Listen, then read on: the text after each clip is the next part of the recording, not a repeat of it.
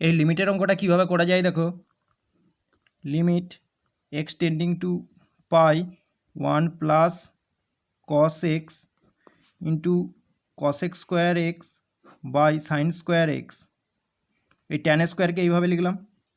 তো limit x tending to pi 1 plus cos x into cos square x, sine square এক্সকে লেখা যায় 1 minus cos square x.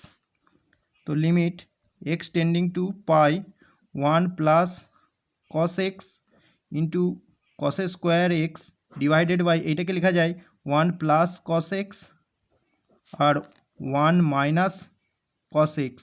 তো উপর নিচে এটা কাটবে, এবার এক্সের জায়গায় পাই লিখে দিচ্ছি, তাহলে কস স্কোয়ার পাই 1 মাইনাস কস পাই, কস পাইয়ের মান জানি -1, তাহলে -1 স্কোয়ার, নিচে 1 মাইনাস -1, তাহলে 1/2 অ্যান্সার।